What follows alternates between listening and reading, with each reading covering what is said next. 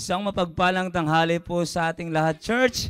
And welcome to your favorite noontime show, The Baptist Lunch. And today is Friday. Of course, ang ating episode is for the fathers. Kaya sa mga katatayan, I hope na kayo po ay nakasubaybay na po sa tanghaling ito.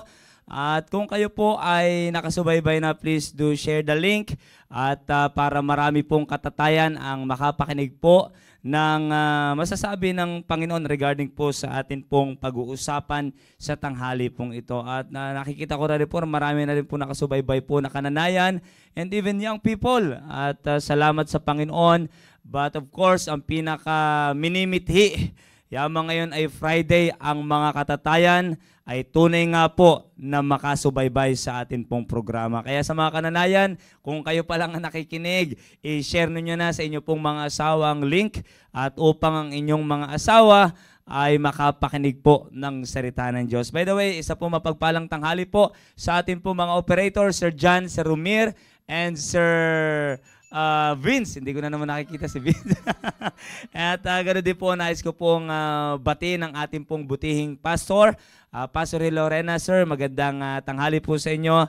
And of course, kay Sir Maki, kay Sir Rudy, kay Sir Noel, na siya pong nagbigay ng kapahintulutan na ako po ay makapagsalita dito. Magandang tanghali po sa inyo. And of course, nais ko rin pong batiin ang lahat po ng corner ng South, East, West, North corner. Magandang tanghali po sa inyong lahat. At ganoon din po sa South Border family, just keep on tuning in sa ating pong programa. At sa akin pong pinakamamahal na asawa, nandyan na po siya, nagpaparamdam na po. Ma'am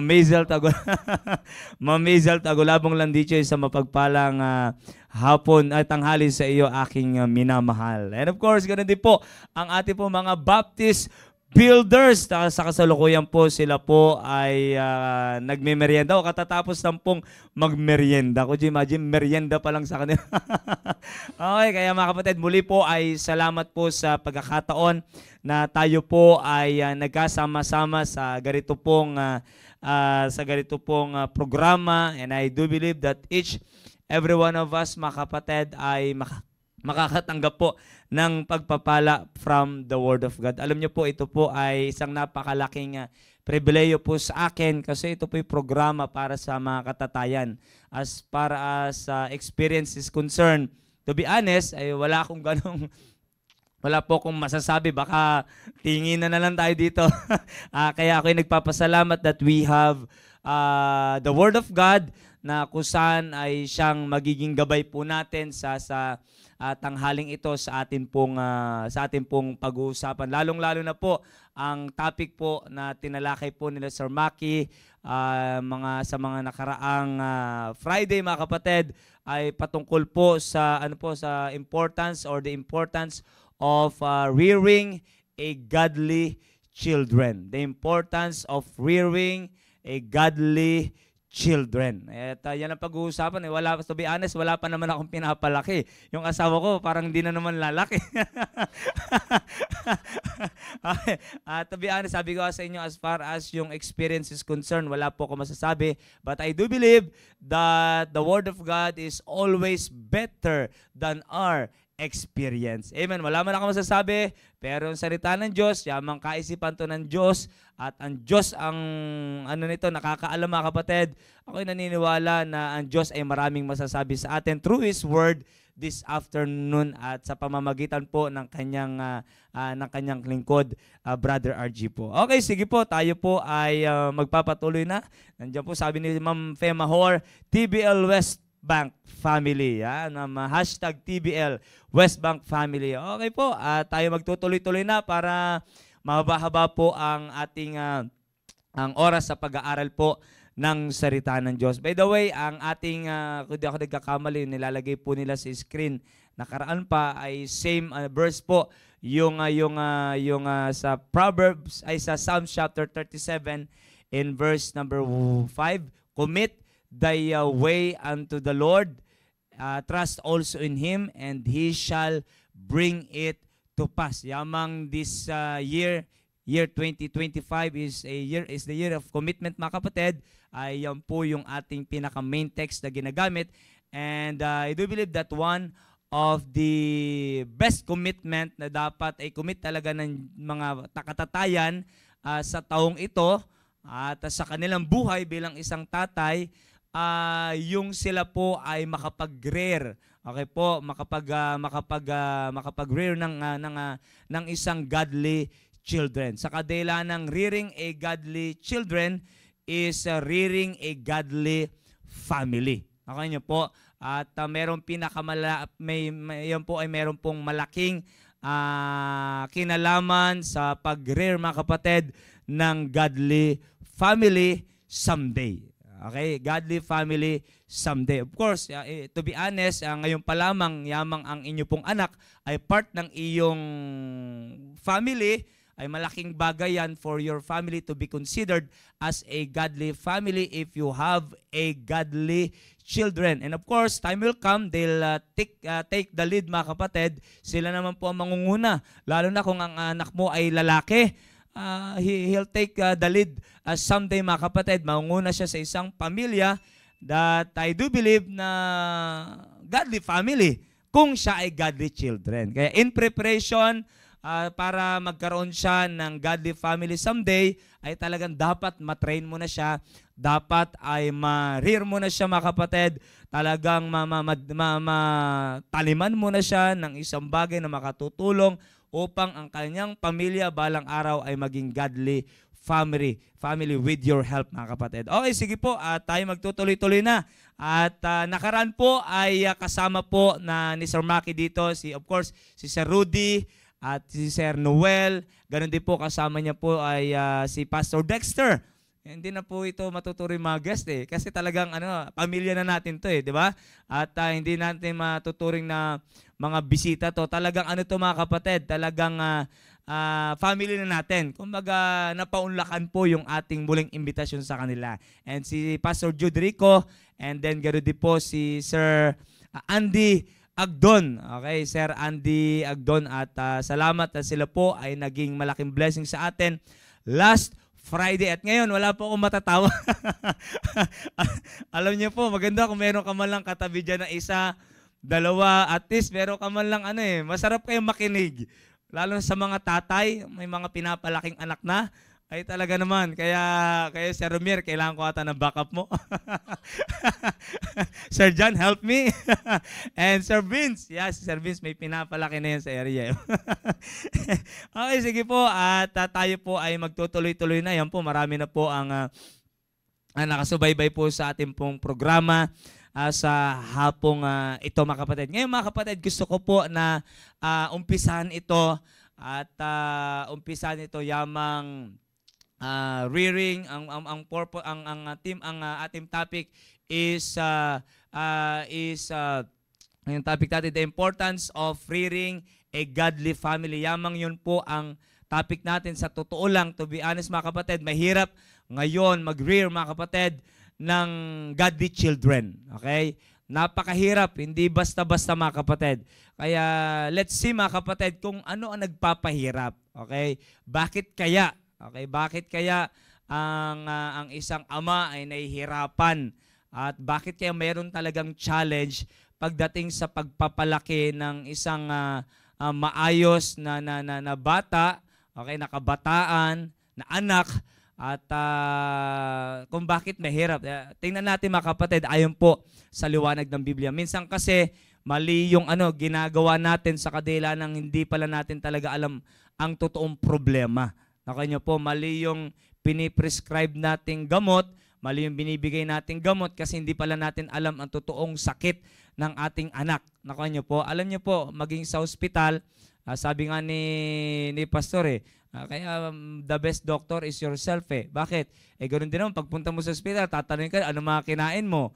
Ano yung, ano yung mga activities mo before na nangyari sa'yo yan? Tatanungin ka rin Kasi may kinalaman talaga yung aktibidades mo before na magkaroon ka ng problema. Okay nyo po, tatanungin ka, ano mga naging aktibidades mo. Ngayon, mga kapatid, pag ikaw ay pumunta ng hospital, make it sure na talagang sasabihin mo yung totoo.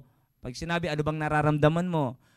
Pag sabi mo yung totoo, nahirapan po akong huminga, sumasakit po yung ditong part. Saang part? Dito po, sabay bandang heart ko, sa liver ko, mga ganun, sasabihin mo talaga.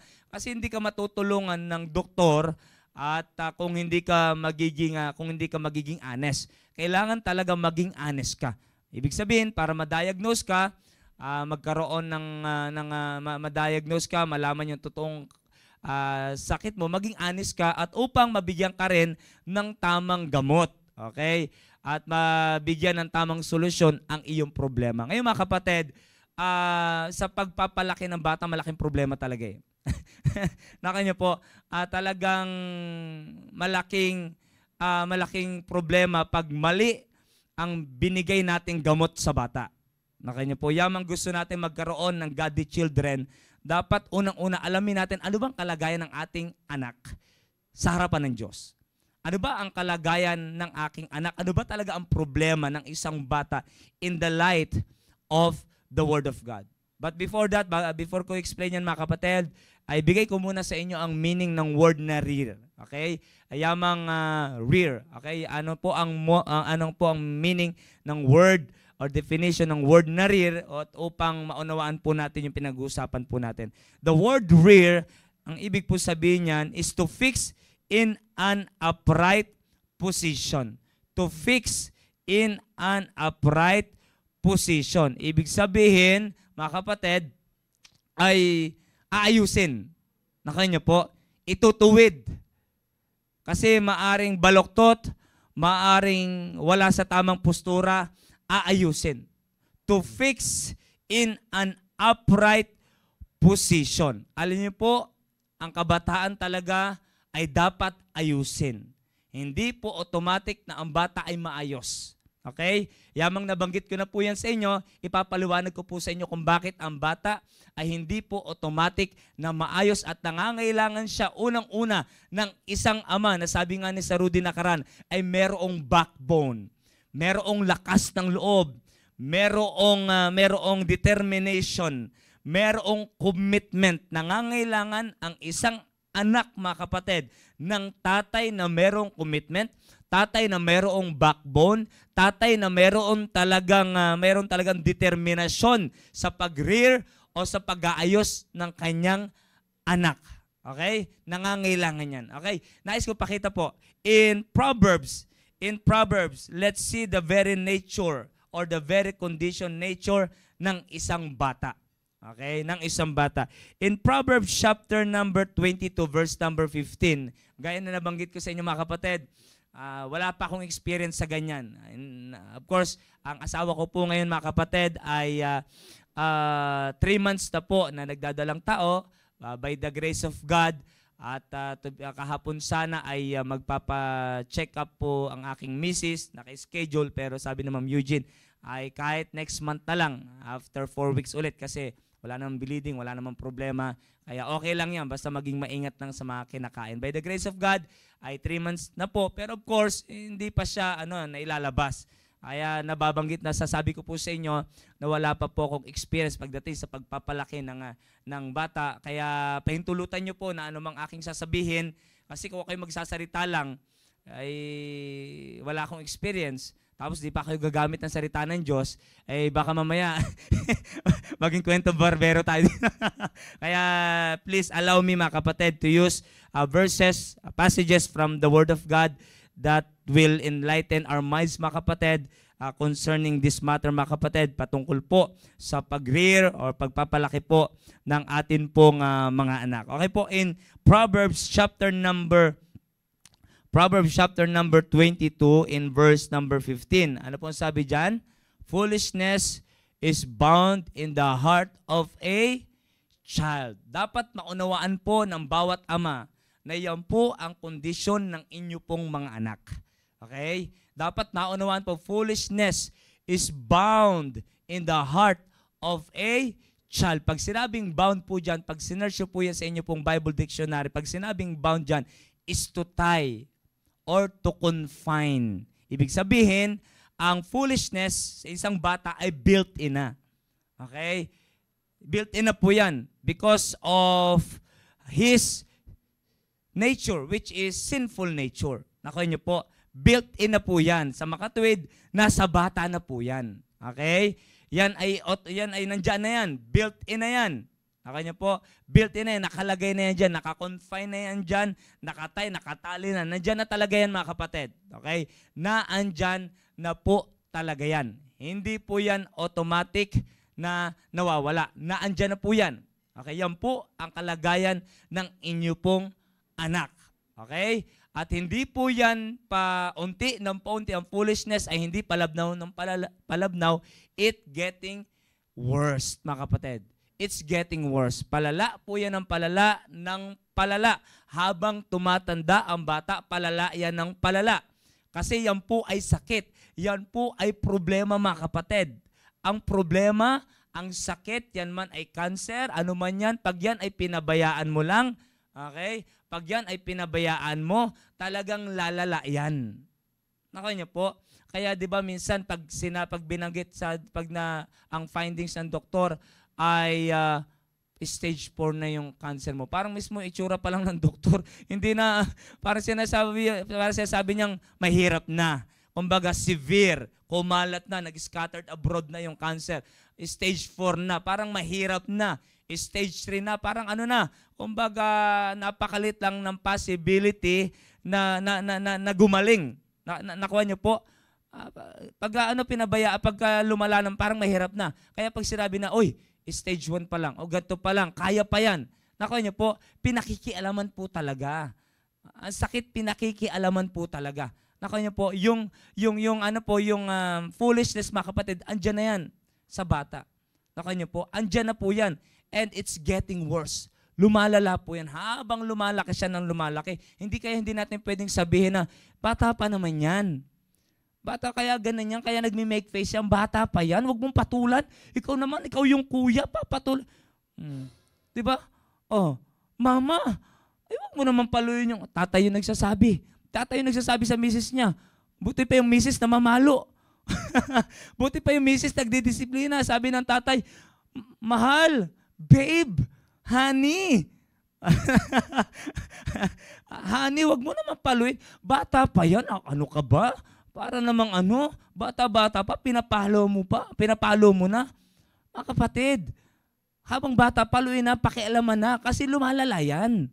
Naku niyo po, it's getting worse. Habang tumatanda yan, hindi yan lumalabnaw ng lumalablaw. Yan po ay lumalala ng lumalala. Naku niyo po, yan ang tunay na kalagayan. Yan ang tunay na kalagayan. Kaya bata pa lang nagme-make face, habang tumatanda na yan, hindi pa marunong kaya nga dito salamat na lang dito nakikita ko may mga full-time staff po tayong may anak po sila dito. Pag alam nila nagme-make face yung anak nila, hindi pa makapagsalita na maayos. Yung ano nga lang, nangahampas pa lang, baby pa lang ha. 1-year-old pa lamang, months pa nga lang eh.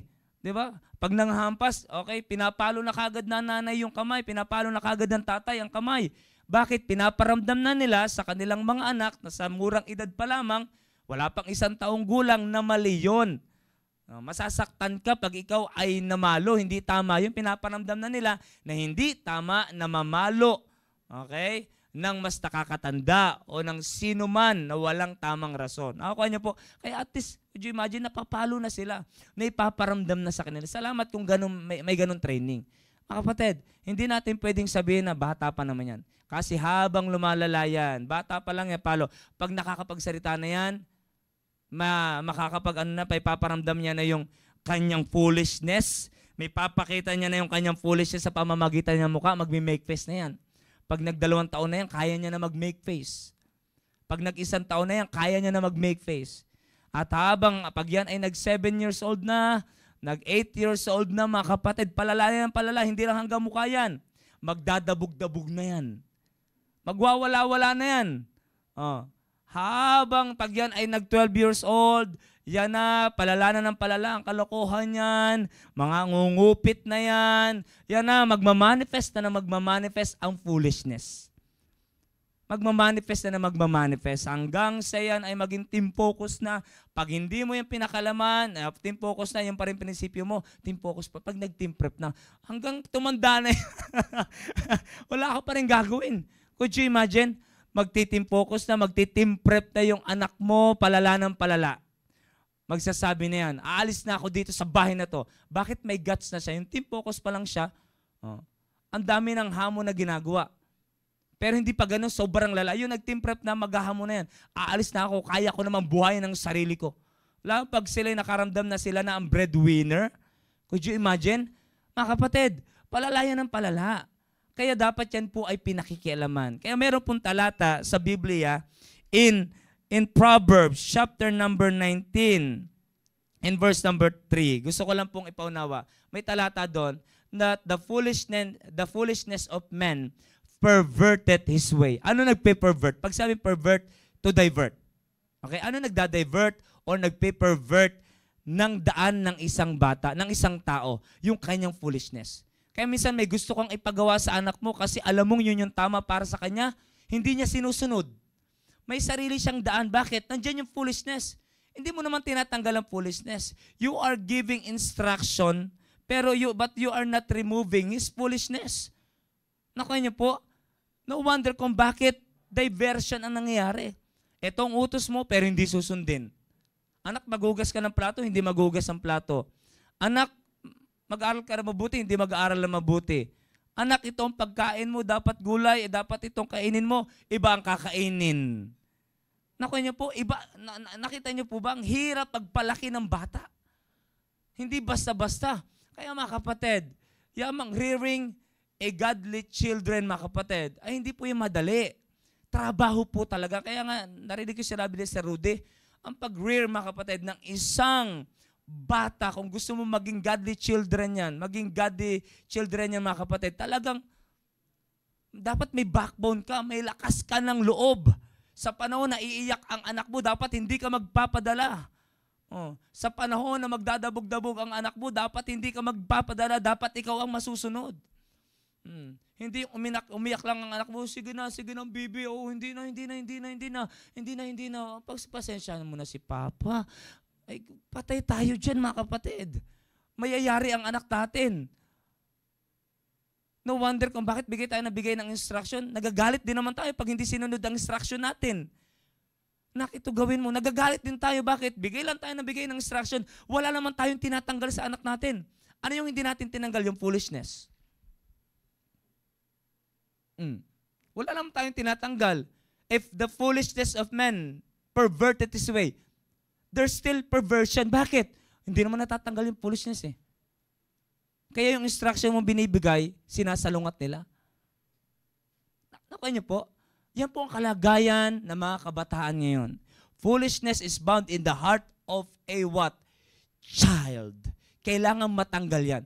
But, sabi ng Bible, but the rod of correction shall drive it far from him. Kaya mayroong rod of correction. Kaya mga fathers, specifically ginamit ng Bible, yung rod of correction. Maraming tatay ang takot paluin ang kanilang anak. By the way, pag sinabing rod of correction, ito po'y pagpapalo with explanation. Amen? Ito po ay pagpapalo with explanation.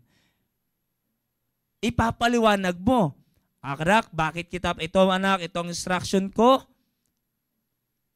Papaluin kita kasi hindi ka sumunod sa instruction. Ayaw kong tumanda ka, lumaki ka, na disobedient ka. Kaya anak, ito ang palo. At least mararamdaman niya ang pagmamahal at ang sakit ng palo mo.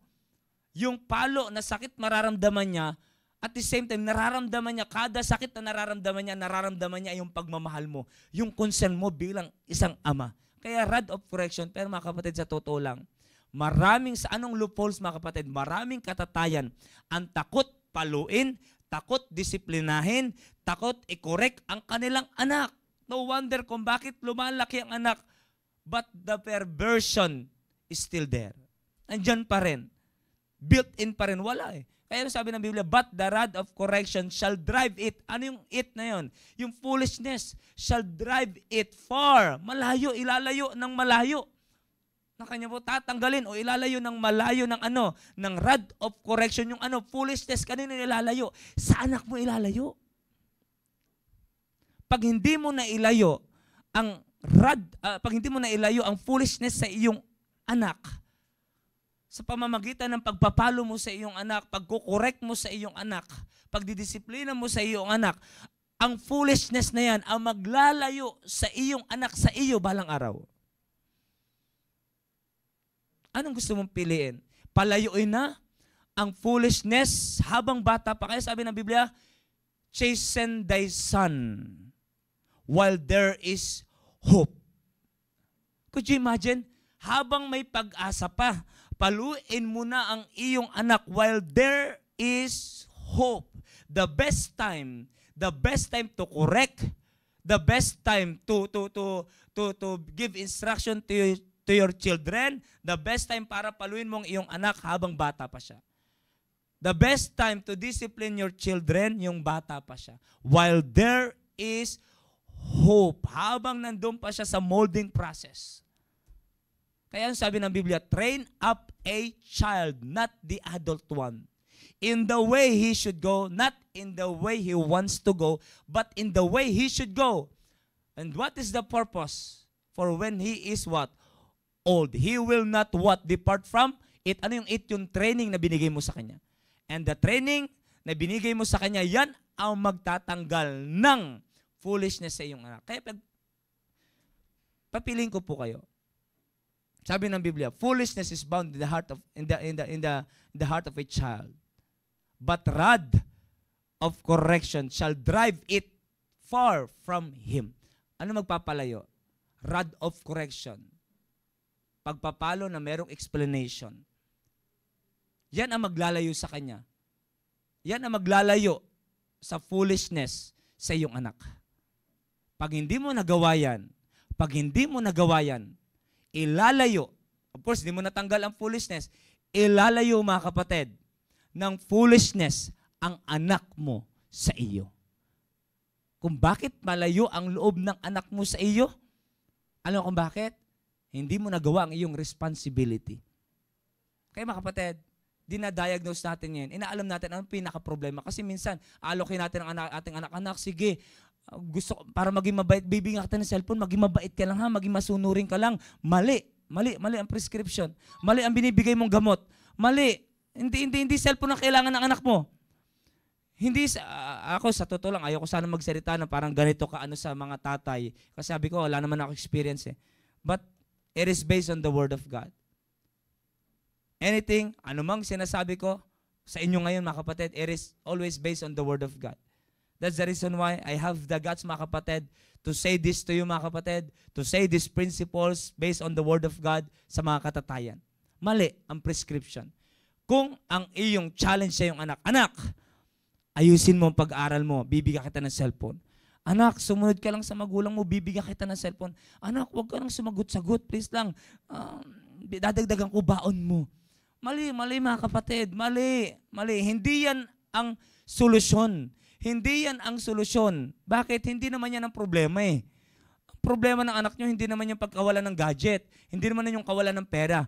Ang problema ng anak nyo yung foolishness na meron siya. At walang ibang magtatanggal niyan mga kapatid, kundi ang presensya ng isang ama na merong kaseryosohan na tanggalin ang foolishness ng kanyang anak. Tingnan niyo po, yung mga batang hindi lumaki sa palo, tingnan niyo ngayon, sila ang siga sa bahay. Yung mga batang hindi lumaki, ako ay nagpapasalamat, lumaki po ako sa palo. Hindi ng aking ama. May isang beses di ako napalo ng aking ama kasi hindi ko nakasama ng matagalan ng aking ama. Sabi ko matagal na, mabilis na yung 1 month makita na makauwi si Papa sa bahay. Mapalad na kami nun. Nakasama ko talaga ang nanay ko, Ma'am Antoniette Landicho, ang estudyante po natin sa Bible School, third year student na po ng ating Bible School. Siya po ang pumapalo sa akin. May pagkakamali, palo. Of course, wala pa naman siyang salita ng Diyos. Minsan talaga, ramdam mo yung galit. Yung panggatong namin, yun yung pinapalo. Kung ano mahawakan, sige, palo. Hanger, palo dyan. Could you imagine? Pero papasalamat ako, nakaramdam ako ng palo. Sa nanay ko. Could you imagine, isip-isip ko kung nakaramdaman ako ng palo sa tatay ko, laki-laki ng palo ko, siguro lipad talaga ako. Ano mga kapatid, to be honest, wala pang ano yun ha, pero iba pagka napapalo ka pag alam mo may mali kang ginagawa. Iba pa rin eh. Wala pang salita, wala pa kaming Diyos noon. Palo pa lang. Wala pa yung totoong sinasabi ng Bible na rod of correction. Hindi pa ganoon ang palong natatanggap namin dati.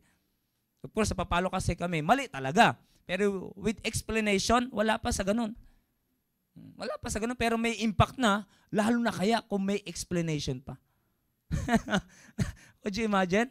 Kung may explanation pa, lalo na kaya.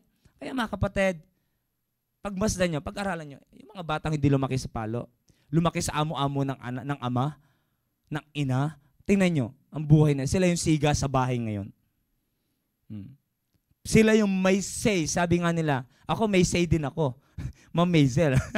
Say ang tawag sa may say. Pero yung mga anak na hindi lumaki sa palo, yung mga hindi na disiplina, yung mga naging, sila yung may say sa bahay nila. Hindi pa breadwinner yan. Hindi pa team preparation yan. Team focus pa lang yan. Hindi pa nga team focus eh. Ano pa lang, elementary pa lang eh. May kakaibang kasigaan na sa bahay. At meron dyan malaking kinalaman ang tatay. Mga tatay, meron kayong malaking role sa inyong family. Meron kayong malaking role sa inyong family. And your role is to give instruction, to give commandment, and to discipline your children.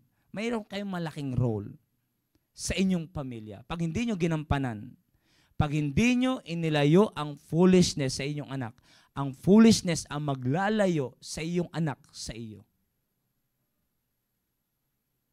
Kaya pag pinairal mo yung awa-awa, pinairal mo yung iyong emotion, what is emotion? It is based on your feelings. Pag yan ay pinahintulutan mong emotion mo mag-control sa iyo, balang araw, kasangkapan o malaking kasangkapan yan upang ilayo ka ng foolishness sa iyong anak. O ilayo ang iyong anak. Hindi ka naman lumalayo sa anak mo, pero mapansin mo ba ang anak mo lumalayo sa iyo? At least ikaw natuto na sa biyaya ng Panginoon. Pero ano ba, yung anak mo lumalayo? Hindi naman ikaw ang lumalayo sa anak mo. Minsan pinipilit mong lumapit sa iyong anak. Pero yung anak mo na lumalayo sa iyo. Bakit? May maling sistema sa loob ng tahanan. Kaya malaking role mga kapatid. Hindi to biro-biro ang pinag-uusapan natin. Pag wala naman ako tinuro dyan sa anak ko, bakit kaya ang dali niya natuto magmura? Ang dali niya natuto ganito? Bakit ganito? Ang dali niya natuto magnakaw? Kasi meron nga dyan foolishness. Sabi ng Biblia, where no counsel is, the people what?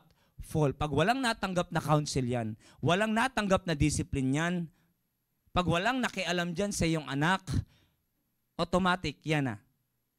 Sabi ko, it getting worse. It's getting worse. Lalala ng lalala yung mga kapatid. Where no counsel is, the people fall.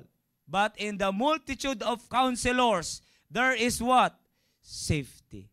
At isa sa counsel mga kapatid, yung correction mo, yung pakikialam mo sa iyong anak. Anak, habang pinapalo mo siya, you are giving also God's counsel. If you are using the word of God, habang pinapalo, anak, nasa Bible yan, okay? Nasa Bible yan, wag mong ilalayo ang pamalo sa iyong anak. Aba, inutusan ako anak ng Panginoon na paluin ka for your benefits. Para ikaw din makikinabang yan. Kaya makinig po tayo mga fathers. Minsan, ewan ko, pero ilan ang ama ngayon? Ilan na ang ama ngayon? Kayo po nakakalam. Kayo po, kung ikaw ay tatay, nakikinig ngayon. Kung ikaw ay tatay, nakikinig ngayon. Tingnan mo ngayon, ano na ang kalagayan ng anak mo? At ibalik-balik mo. We're not here to judge anybody. Wala tayo. We're not here to judge anyone. Nandito tayo to help every father, mga kapatid, pagdating sa pagdisiplina sa anak. Pero tingnan lang natin para kumbaga mayroon tayong patunay. Tingnan natin. Kung ikaw man ay tatay, tingnan mo ngayon. Kamusta na yung anak mo? Tingnan mo ang kondisyon ng anak mo ngayon. At pag-aral-aralan mo, i-analyze mo, ano naging part mo dyan? Ano naging part mo? Bakit naging ganyan yung anak mo? Bakit ganyan na sumasagot sa iyong anak mo? Baka yung bata hindi mo napalo. Bakit parang wala ka ng boses, parang hindi ka na, wala nang bigat ang sinasabi mo sa anak mo? Parang pasok dito, labas dito, may kasamang make face pa yon, may kasamang paghahamon pa yung anak mo. Tingnan mo. Maring mayroon kang nagawang o hindi nagawang dapat gagawin. Habang bata pa lang, itrain na. Kaya sa mga ama na mayroon kayong mga anak, ang cute ng anak nyo, tama po, ang cute. Ang cute ng anak nyo po. Natutuwa po kayo pangitingin, natutuwa kayo, pero ngayon pala, pagmasdan nyo po ang inyong maliit na anak. Kung talagang mahal mo yan, anak, talagang walang tatay na gustong paluin ang anak. Walang matinong tatay na gustong paluin ang anak without any reason, mga kapatid. Without valid reason. Pero bakit natin pinapalo? Maging ang Diyos.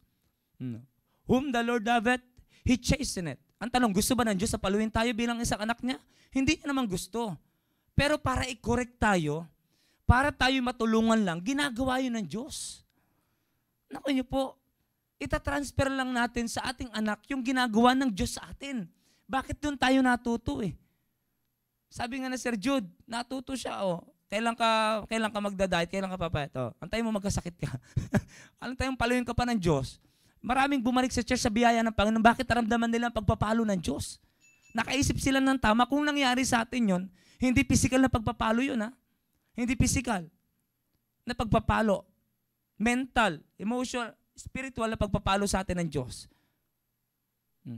I-apply lang natin. Same thing, i-apply natin sa ating anak.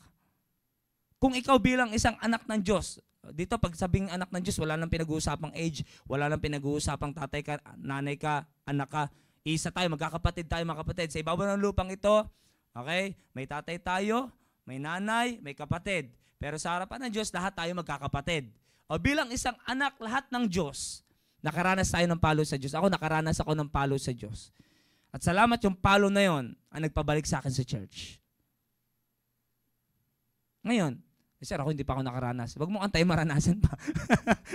Okay, ngayon po, sa mga tatay, kung ikaw yung nakinabang doon sa pagpapalo ng Diyos, gamitin, same thing na gagamitin mo sa anak mo. Kasi anumang ipinapagawa sa atin ng Diyos, anumang ginagawa sa atin ng Diyos, anumang pinapagawa sa atin ng Diyos, ginagawa din personally na ng Diyos. Naku niya po, hindi pagpapagawa ang Diyos ang isang bagay dyan na hindi niya kayang gawin. Pag sabi ng Diyos, magmahal ka, sa kadal ang Diyos natin, hindi lang siya mayroong pagmamahal. He is love. Hindi lang siya mayroong pagmamahal, kundi siya mismo ang pagmamahal. Pag nagutos siya, paluin mo yung anak mo, utos ng Diyos yon, bakit pinapalo niya rin tayo bilang isang anak niya? At kung tayo nakikinabang, pwede rin makinabang ang anak natin, pinapalo po natin. Okay? Kaya nakikita niyo po kung saan ang loopholes, mga kapatid. Saan ang loopholes? Babalik tayo sa emotion. Could you imagine? Kaya yung tumatanda yung ating anak, andyan pa rin. Andyan pa rin, mga kapatid, andyan pa rin. Tandaan niyo po, sir, hanggang kailan ba? Baka may magtanong po, hanggang kailan po ba if foolishness is bound in the heart of a child, hanggang kailan po ba ang foolishness sa bata? Mga kapatid, hanggang sa pagtanda. Pag hindi ang pinakialaman, hanggang sa pagtanda, nandyan yan. Hanggang kahit 70 years old, kapansin niyo po, may lumaki na hindi pinakialaman ang foolishness sa kanyang buhay. Tingnan niyo, sila yung mayayabang ngayon sa kalye. Sila yung mayayabang, sila yung nakikipagpatayan ngayon. Sila yung mapagmataas. Sila ngayon mayayabang kung anong natin, kung gaano kataas ang edukasyon nila natin, ganoon din kataas ang pride nila. Kung gaano kalaki ang pera nila, ganoon din kalaki ang yabang nila. Kung gaano kalaki ang bahay nila, ganoon din kalaki ang yabang nila. Do you think godly family yon? Makakapag-build ng godly family yon? Do you think meron silang godly family kung lumaki silang hindi pinakialaman? Hindi. May malaki silang bahay pero hindi sila godly family. Maring richest family in this world, mga kapatid. But they will never be considered as a godly family. Bakit? Ang godly family, nag-uumpisa yan sa godly children. Amen? godly children will produce godly family someday.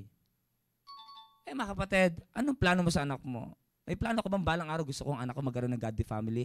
Umpisahan mo ngayon. Umpisahan mo ngayon. To be honest, may mga tatay dito nagte-testimony. Sayang, nakalate na ako nakapunta sa church.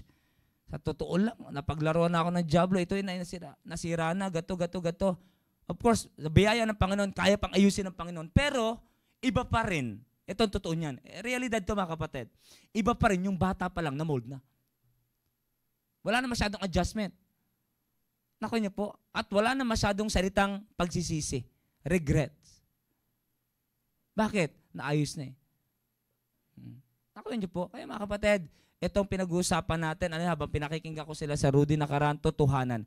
At alam niyo po ang pinag-uusapan, rearing a godly children. Okay? The importance of rearing a godly children. Yung pagpapalaki ng maayos ng isang godly children.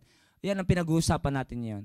At yung mga pinag-uusapan natin ngayon, tingnan natin. Kaya bakit ako bumalik po dito? Dito po sa pinakapundasyon mga kapatid, sa kadela ng yan po ang problema. Sabi ko nga po sa inyo, ang problema ay foolishness. Pero tingnan nyo po, ang sakit ay foolishness, pero tingnan nyo po kung anong ino-offer ng mga tatay ngayon. Cellphone. Anak, do you think yun magpapabait sa anak mo? Siyempre, anak mo, anak, ito, pag ikaw yung naging, pag inayos mo pag-aaral mo, bibigyan kita ng cellphone. Hindi, masyadong expensive pag hindi tamang kapamaraanan. If that is not God's way, mga kapatid, that is very expensive. Expensive, mga kapatid, magastos. At nakakaano, mga kapatid, could you imagine, kailangan mo pa bang bumili ng iPhone para lang matino ang anak mo? iPhone para ang anak ko maging godly children at balang araw magkaroon ng godly family. Kailangan mo bang bilhin ng iPhone, bagong laptop, bigyan ng malaking baon? Yan ba? Hindi yan, mga kapatid. Mali po yung prescription. Mali po yung gamot. Kaya pinag-aaralan po natin ano po ang totoong problema, foolishness. At ano po ang gamot ng Diyos? Ano po ang gamot? Correction. Rod of correction. Disiplina. Kaya natakaran, tinalakay po nila sa Rudy yung sa Deuteronomy chapter number 6, verse number 4, Word of God. Nakaya niyo po, Word of God, and thou shalt teach them. Ano yung teach them? Yung tinutukoy, yung in verse number, yung previous verses. Yung thou shalt love the Lord thy God with all thine heart, with all thy might. At ano sabi niya? Thou shalt teach them diligently unto thy children. Sino sinasabihan? Noon po, ang unang kinakausap po, tatay talaga. Leader noon ng Israelites, lalaki, si Moses. Lalaki po talaga ang responsible. Ang kinausap doon, lalaki.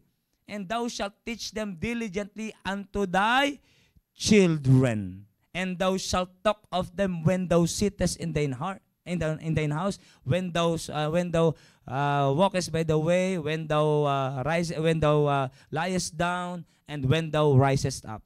Habang nakaupo, naglalakad, bago matulog, pagkagising, salita ng Diyos, salita ng Diyos, salita ng Diyos, hindi cellphone, hindi laptop, salita ng Diyos, hindi malaking baon, salita ng Diyos, salita ng Diyos, salita ng Diyos, ang nag-iisang kapamaraanan, mga kapatid, upang ang bata ay lumaki ng maayos, upang ang bata ay maging godly children, mga kapatid. Yan ang tamang solusyon, yan ang tamang gamot. At isa sa nakasulat sa salita ng Diyos, disiplinahin ng anak. Could you imagine, mga kapatid, ayop na nakikita po natin. Saan po yung loopholes? Kasi minsan nagpapakalalim na tayo masyado. Nagpapakalayo na tayo. Pero hindi natin talaga na-address ang totoong sakit ng ating anak. Mga kapatid, ulitin ko po. Wala akong experience dyan. Bagamat naging anak ako. Maring yun, puntos yun. Naging anak ako yan, nakapagsalita akong ganito. At na-compare ko na yung kalagayan ko noon ngayon. Salamat, nakarating ako dito sa church. Pero mga kapatid, wala akong experience sa ganyang bagay. Pero mga kapatid, kung may nasasaktan man ngayon, pagpasensyahan nyo po. Kung nasasaktan po kayo, ako po ay hindi ko po kayo pinipersonal, yan po ay salita po ng Diyos. Okay po, ang pinakamalaga ay ako nandito para matulungan po sila Sir Maki, ang ating mga pastor, nag-isip ng ganitong programa para matulungan tayo. Nakuha niyo po, para matulungan po tayo. Nawa, ang programang ito ay patuloy po na nakakatulong po sa atin. Kayo, could you imagine, habang nakaupo, habang naglalakad, bago matulog, pagkagising, salita ng Diyos. Hindi pa doon nagtatapos. Would you imagine? At yan pa yung ipopost at the doors, post of thine house. Yung mga madaling makita. Bakit? Dapat hindi lang sila makarinig sa tatay. Dapat meron din silang makita sa tatay. Kaya makita niyo po, punta po natin Deuteronomy chapter number 6. Nandito na pala. Verse number 6. Okay? And these words which I commanded this day shall be in thine heart, and thou shalt teach them diligently unto thy children, and shalt talk of them when thou sittest in thine house, and when thou walkest by the way, and when thou liest down, and when thou risest up. And thou shalt, yung una, yung verse number 7, it's all about teaching. Nakaya niyo po? At pag ikaw nagsalita, ibig sabihin, ang tatanggap sa anak mo, tenga. Nakaya niyo po? And yung ear natin is one of the port entry of receiving information. Nakaya niyo po, yung tenga. Pero hindi po nagtatapos. Sabi ng verse number 8, and thou shalt bind them for a sign upon thy hand, and they shall be as frontlets between thy eyes. And thou shalt write them upon the posts of thine house and on thy gates. Could you imagine? Ilagay mo. Ano yung gates? Yung post of thine house, mga kapatid, yung gates, yan yung mga bumubungad. Ibig sabihin, hindi lang dapat nila marinig sa iyo. Dapat ipakita mo rin sa kanya. Tatay, ayon po sa pag-aaral, mas malaki yung epekto ng nakikita sa naririnig. Ayon po sa pag-aaral, yung mga nag-aaral po, to be honest naman, mas malaki, mas madaling paniwalaan yung nakikita kesa sa naririnig. Diba? Kaya nga po, ang hirap mag-invite ng tao sa church. Hirap maniwala ng tao sa langit, impyerno. Hindi mo na nakikita eh. Diba? Kaya tunay nga po na kilos na ng Holy Spirit kung sila naniniwala sa isang bagay hindi pa nila nakikita. Tanggapin nila si Kristo, hindi nila nakita si Kristo, ay kilos na ng Holy Spirit yon. Maliwanag na hindi na po natin kilos yon. Pero mga kapatid, pinasadahan ko lang po yon. Pero mas malaki yung epekto na nakikita. Kaya mga kapatid, sir, ako naman yung nagtuturo. Disiplina ko naman yung anak ko. Teka lang, hindi po din nagtatapos. Ano kaya nakikita ng tatay mo sa iyo?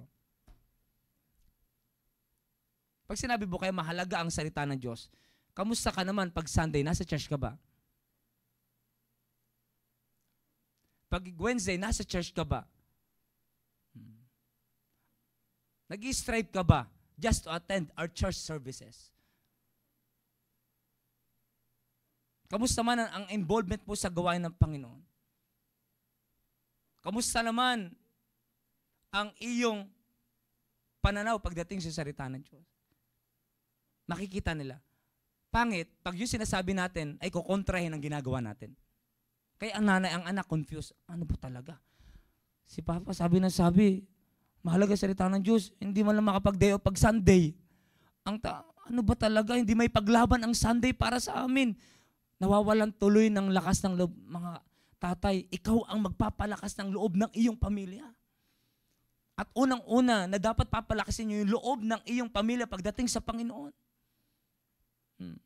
Kaya anong sabi dito? When thou walkest by the way, when thou sittest down, when thou risest up, when thou liest down, pinapalakas mo ang loob ng pamilya mo. Ikaw yung motivator sa iyong family. Ikaw yung spirit refresher sa iyong family. Ikaw yung starter sa iyong family, lalong-lalo na pagdating sa Panginoon. And by doing that, unti-unti, hindi mo alam, natatanggal ang foolishness sa bata. At nai-love sila ngayon sa gawain ng Panginoon. Nai-love ngayon sa Panginoon, nai-love at nakikita nila. Alam niyo pag nakita, ipakita mo lang sa kanila ang totoong gawain ng Panginoon. Ipakita mo lang sa kanila ang totoong kahalagahan ng salita ng Diyos. Ipakita mo lang talaga sa kanila ang kagandahan ng pagpapalo. Pag nakita nila yan, may kukumpare nila yan. Oops. Makikita nila yan, and then may kukumpare. Let them choose. Nakaya niyo po? Pero, wag mo silang papipiliin, wala pa sila nakita. Pag nakita nila ang kagandahan, mga kapatid, mas pipiliin nila yung kagandahan. Pero minsan hindi sila makapamili. Bakit? Wala pa sila nakikitang kagandahan. Puro ito pa lang, puro cellphone pinakita sa akin ni Papa.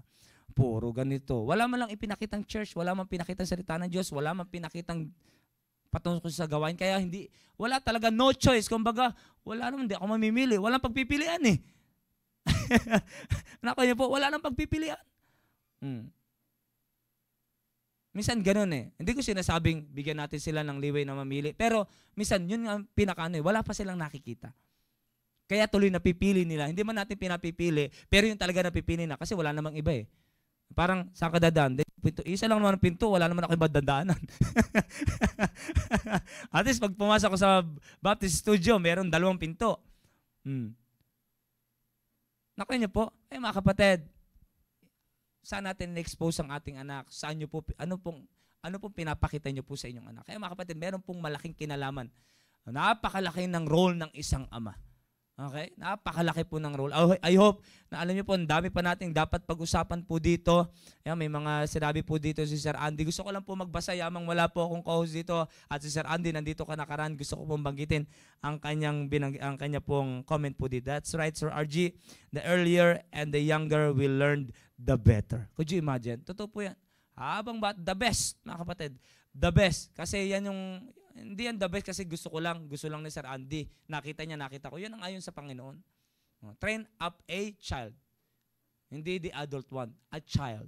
In the way he should go. And when he is old, he will not depart from it. Pag nagtanim ka, sigurado mo yung tama. Habang bata pa, kaya mo pang ilipat. Pag yan ay nataniman na, tumanda na yung puno, yung rooted and grounded na dyan, na ang kapal-kapal na, yung parang dun sa Ramos Tarlac na lalaki ng ugat, abay, mahirap na yun. Mahirap nang tanggalin yun. Matinding na yun, pahirap pa na yun. Bugbugan to the max na yun. Ilang chainsaw ka, talagang mag-iingay ang chainsaw doon, talagang magkakagulo doon, bago matanggal yung puno na yan. Pero kung habang bata pa, pag-aralan mo na, saan ko ba talaga ilalagay ang anak ko? Nakanya po, at kung saan mo siya ilagay, ito gawain ng Panginoon talaga. Dadalhin ko siya sa pagpapalo. Dito mo siya ilagay, diligan mo siya ng diligan dyan.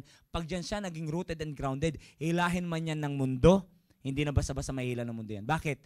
Naugatan na siya sa tama. Nakanya po? Pero kung kailang lumaki, at saka mo ililipat, naku, mag-aaway na kayo niyan. Maghahamunin ka na ng suntukan yan. Pilitin mo sa church, yung bata hindi mo mapilit sa church. Yung malaki, saka mo pipilitan sa church. Pastor, yung anak ko po talagang grabe na.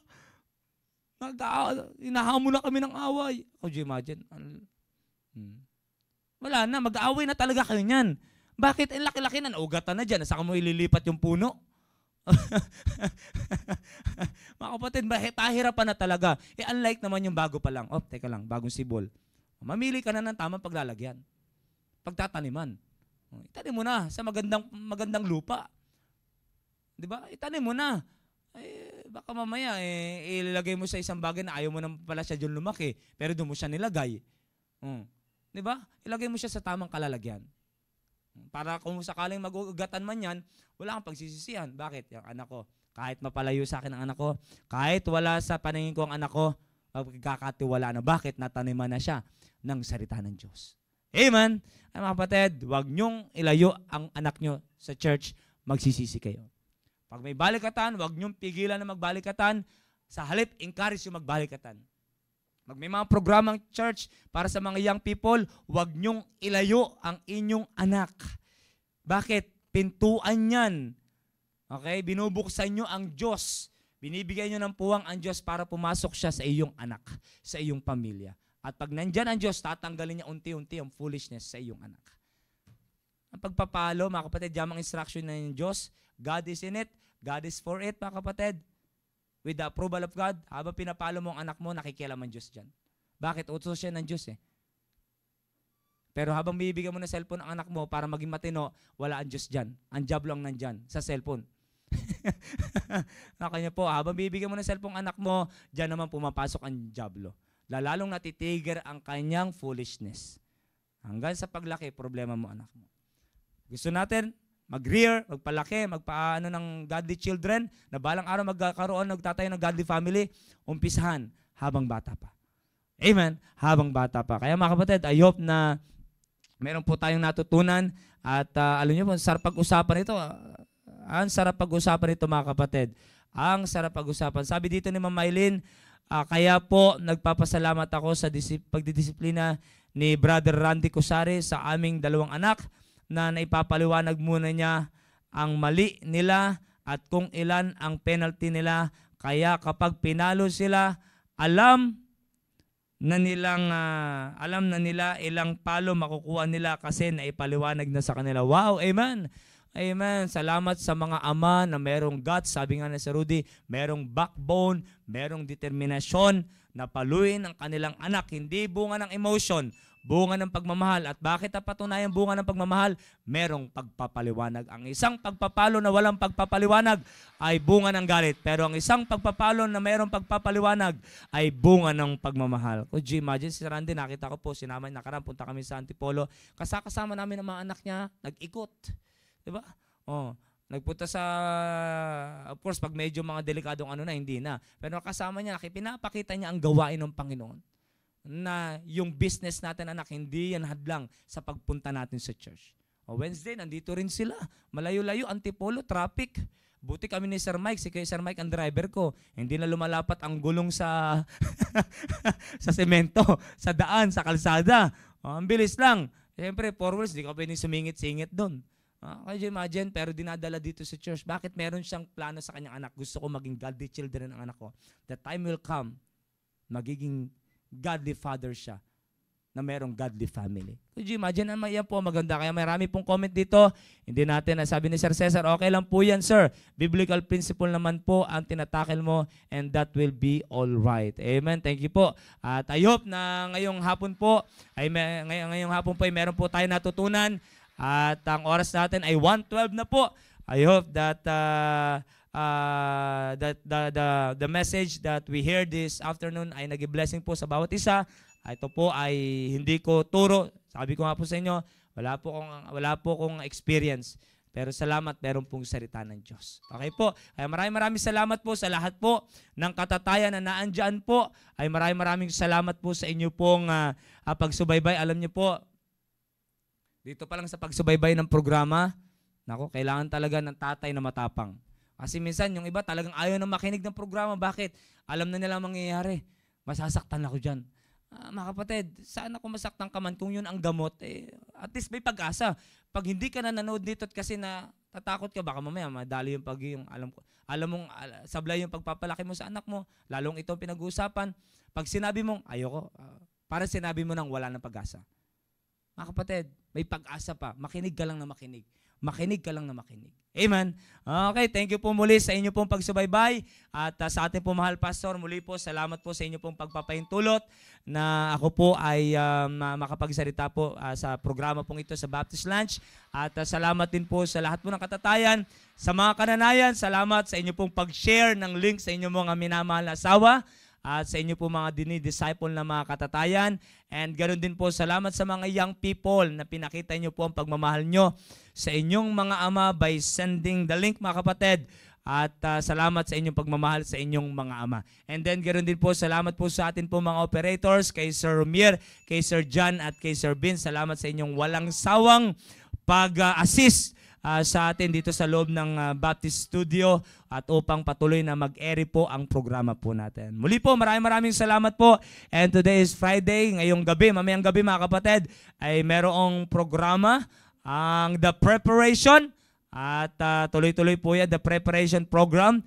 Kung meron mang changes mga kapatid, to be announced na lang. Pero yamang wala namang instruction na hindi yan tuloy po yan. Bagamat ang ilang host po natin ay kasalukuyang naandoon po sa Ramos Tarlac. Pero yamang wala pang instruction, mag-tune in po kayo. I-check nyo po yung cellphone nyo po pagpatak ng alas 8:30 ng gabi. Okay po, at check nyo po yung inyo pong mga cellphone. Muli po, maraming salamat po sa lahat po ng subaybaybay ng programa. Maraming salamat sa inyong desire na patuloy po na matuto sa salita ng Diyos. And let's enjoy the rest of the day mga kapatid. Alam ko may mga area activities po tayo. Let's all be a part ng ating pong area activities.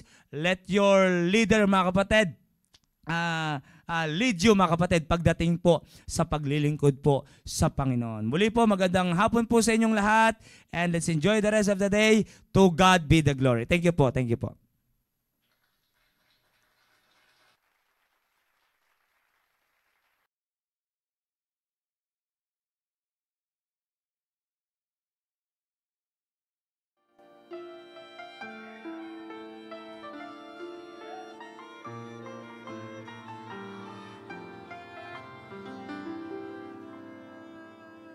I've fallen down a time or two, broken God's heart, I've been untrue, but His forgiveness always proved more than enough. Just when I thought I've reached the end, I found Him faithful yet again. Now I have every reason to trust. There is no match for God's grace.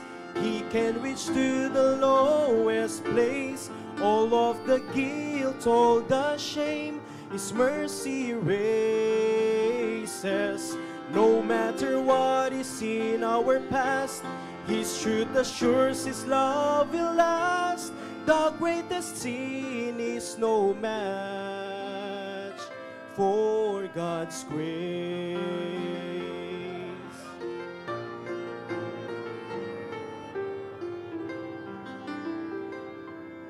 Maybe you've been where I've been, let yourself down because of sin, trapped by regret and live within the world of pain.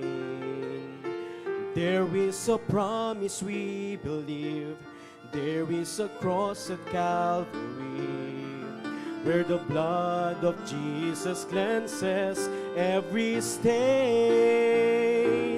There is no match for God's grace. He can reach to the lowest place. All of the guilt, all the shame, His mercy erases. No matter what is in our past, His truth assures His love will last. The greatest sin is no match for God's grace. There's healing in His touch. Nothing can separate us from His love. And there is no match for God's grace. He can reach to the lowest place. All of the guilt, all the shame, His mercy erases. No matter what is in our past, His truth assures His love will last. The greatest sin is no match for God's grace.